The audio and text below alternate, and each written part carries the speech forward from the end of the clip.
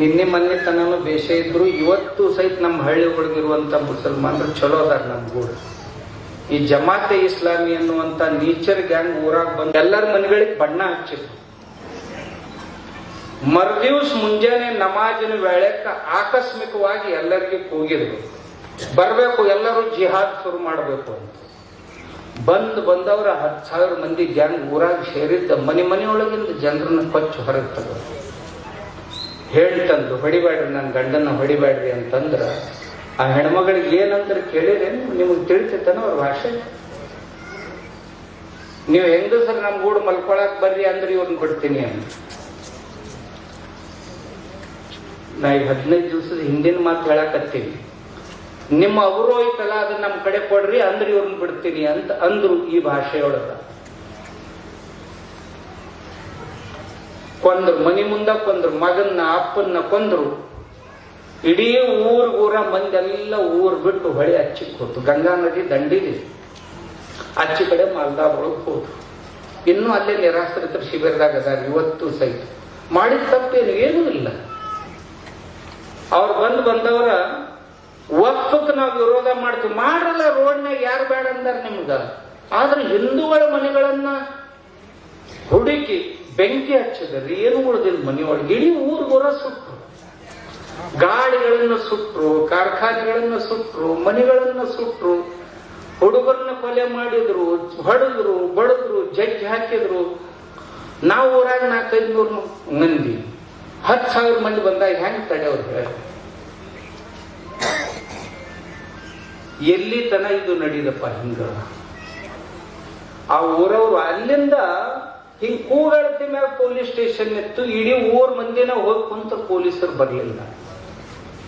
ಇದೆಲ್ಲ ಮುಗಿತು, ನರಸಂಹಾರ. ಪೊಲೀಸರು ಬಂದ್ರು. ಪೊಲೀಸರದ್ದು ಏನ್ ತಪ್ಪಿಲ್ಲ. ಯಾವ ಸರ್ಕಾರ ಇರ್ತೈತಲ್ಲ ರಾಜ್ಯದಾಗ, ಅವ್ರೇನ್ ಹೇಳ್ತಾರ ಅದನ್ನ ಕೇಳೋದಷ್ಟ ಅವ್ರ ಕೆಲಸ. ಅವ್ರೇನ್ ಮಾಡೋರಪ್ಪ, ಇನ್ಸ್ಟ್ರೂಮೆಂಟ್ ಅವ್ರಷ್ಟೇ.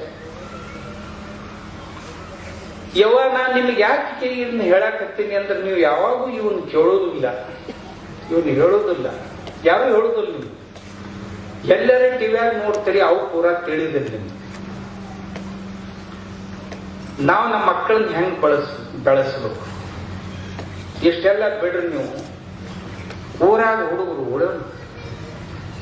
ಇನ್ನು ಮತ್ತೆ ಬೇರೆ ರೂಪದೊಳಗೆ ಧರ್ಮ ಉಳಿಸೋದು ಬಂದೈತೆ. ಹೆಂಗ? ಬೆಳಗಾವದಾಗ ಒಂದು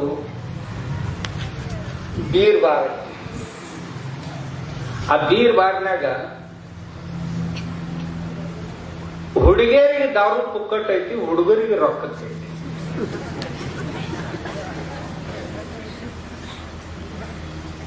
ಅಂದ್ರೆ ಒಬ್ಬ ಹುಡುಗಿನ ಕರ್ಕೊಂಡು ಹೋಗ್ಬೇಕಲ್ಲಿ. ನಮ್ಮ ಬೇರೆ ಯಾರ್ಯಾರು ಹಾಸ್ಟೆಲ್ ಹುಡುಗರನ್ನ ಹುಡುಗಿಯರಿಗೆ ಹಾಕ್ತಿವಲ್ಲ, 80% ಇಂಜಿನಿಯರಿಂಗು ಮೆಡಿಕಲ್ ಕಾಲೇಜು ಹುಡುಗರು ಹುಡುಗಿಯರು ಏನದಲ್ಲ, 80% ಗಾಂಜಾ, 80% ದಾರು, 80% ಹುಡುಗರು ಗುಟ್ಕಾ ಅಫೀಮ್ನೊಳಗೆ ಅದಾವ. ನಿಮ್ ನಶೀಬ ಒಂದು 10-20%ನಾಗ ನಿಮ್ಮ ಇದ್ದು ಅಂದ್ರೆ. ಯಾಕಂದ್ರೆ ನೀವು ರೊಕ್ಕ ಕೊಟ್ಟ ಕಳಿಸಿರ್ತೀರಿ, ಏನ್ ಮಾಡ್ತಾರೆ ನಿಮ್ಗೂ ಗೊತ್ತಿರಂಗಿಲ್ಲ. ನಾ ಯಾಕಿಷ್ಟು ಕಠೋರವಾಗಿ ಮಾತನ್ನು ಹೇಳ್ತೇನೆ ನಮ್ಮ ಹುಡುಗರಿಗೆ ಅಂದ್ರ, ಮುಂದೆ ಮನೆಗಳು ಉಳಿದಿಲ್ಲ ಶಿವಾಯನ. ಈಗ ರೊಕ್ಕ ಕೊಟ್ಟು ನಿಮ್ಗೆ ಸಾಲಿ ಕಲಿಸ್ತಾರ, ಮುಂದ್ ಮನೆಗೆ ಬಂದಿನ ತಡೆಯವ್ರು ಹೆಂಗ್? ತಂದೆ ತಾಯಿ ಈ ಗಜ್ಜಿಗೆ ತಡಿದಿಲ್ಲ. ಅಲ್ಲಿ ಹೋದು ಅಂದ್ರೆ ಯಾರಿಗೂ ರೊಕ್ಕ ಹೇಳಕ್ ಬರುದಿಲ್ಲ. ಪ್ರತಿಯೊಂದು ಮಸೀದಿಗೆ ಟಾರ್ಗೆಟ್ ಕೊಟ್ಟಾರ, ವರ್ಷಕ್ಕೆ ಇಷ್ಟು ಮಂದಿನ ಧರ್ಮಾಂತರ ಮಾಡ್ಬೇಕು ನೀವು. ಹುಡುಗಿ ದಲಿತರದಿತ್ತಂತಂದ್ರ 1 ಲಕ್ಷ ರೂಪಾಯಿ ರೇಟ್. ದಲಿತ ಹುಡುಗಿತ್ತು, ಆಕಿನ ಲಗ್ನ ಮಾಡ್ಕೊಂಡು ಒಂದ್ ಹಾಡದೆ ಅಂತಂದ್ರ ನಿನಗೆ 1 ಲಕ್ಷ ರೂಪಾಯಿ.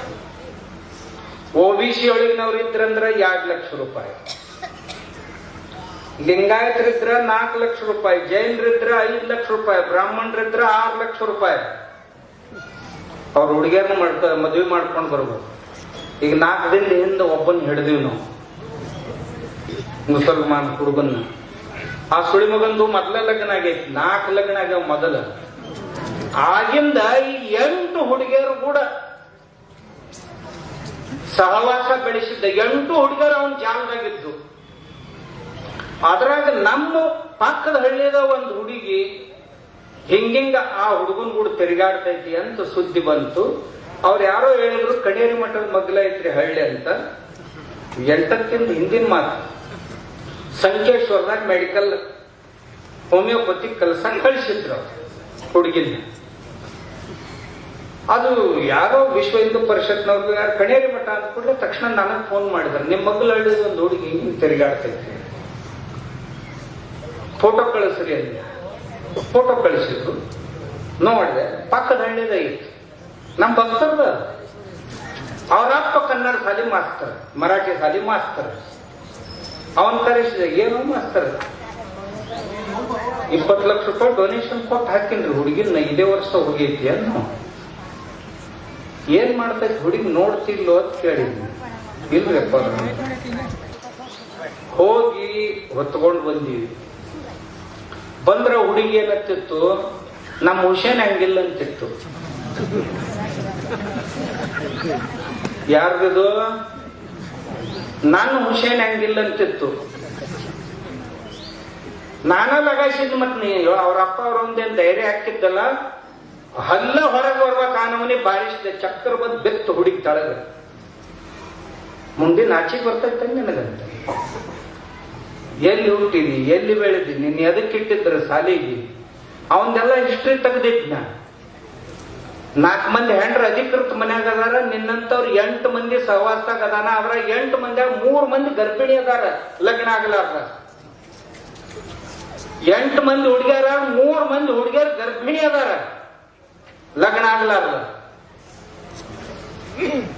ಆಕಿ ಒಂದ್ ವೇಳೆ ಲಗ್ನ ಮಾಡ್ಕೊಳ್ಳಾರ್ದ ಹುಡುಗರ ಅದು ಹುಡುಗಿಯರ ಅದು ಅಂದ್ರ ಅವನ್ ರೇಟ್ ಡಬಲ್ ಆಗ್ತದೆ.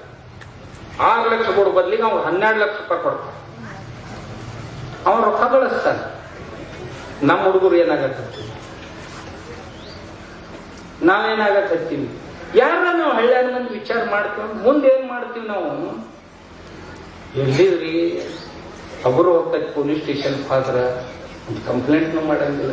ಇವತ್ತು ಪೊಲೀಸ್ ಕರ್ನಾಟಕದ ರೇಟ್ ಹೇಳ, ವರ್ಷಕ್ಕೆ 45,000 ಹುಡುಗಿಯರು ಮನಿ ಬಿಟ್ಟು ಹೋದ ಕಂಪ್ಲೇಂಟ್.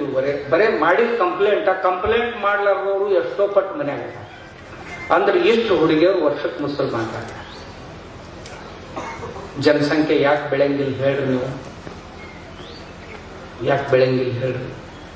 ನಾವು ನಮ್ಮ ಊರು ಬಂದಿ ಎಲ್ಲ ಮನಿ ಸ್ವಾಸ್ಥ್ಯನ ಹಾಳಾಗ್ತೈತ್ರಿ. ಒಂದ್ ಹುಡುಗಿ ಒಂದ್ ಹುಡುಗ ಗದ್ದಲ ಹಾಕ್ತಂದ್ರೆ ಮನಿ ಸ್ವಾಸ್ಥ್ಯನ ಹಾಳಾಗ್ತ. 4 ಮಂದಿಗೆ ಮಾರಿ ತೋರ್ಸಂಗಿಲ್ಲ. ಯಾರ ಲಗ್ನ ಮೂರ್ತಿದ್ವು ಅಂದ್ರೆ ಹೋಗಾಕ ಒಲ್ಲೆ ಅನ್ನಿಸ್ತೈತೆ. ಅಲ್ಲಿ ಹೋಗಿ ಏನಂತ ತೋರ್ಸುದು, ಮಾರಿ ಏನಂತ ಮಾತಾಡೋದು, ಯಾರ ಕೇಳಿದ್ರಂದ್ರೆ ಏನ್ ಹೇಳೋದು, ಇದ ನಮ್ಮ ಮನಸ್ಸು ತಿನ್ನಾಕ ಶುರು ಮಾಡ್ತೇವೆ. ಅದಕ್ಕಿಂತ ನಮ್ಮ ಮಕ್ಕಳು ನಾವು ಗಟ್ಟಿಮುಟ್ಟಾಗಿ ಚಂದಾಗಿ ಇರಾಕ್ ಕಲಿಸ್ಬೇಕು.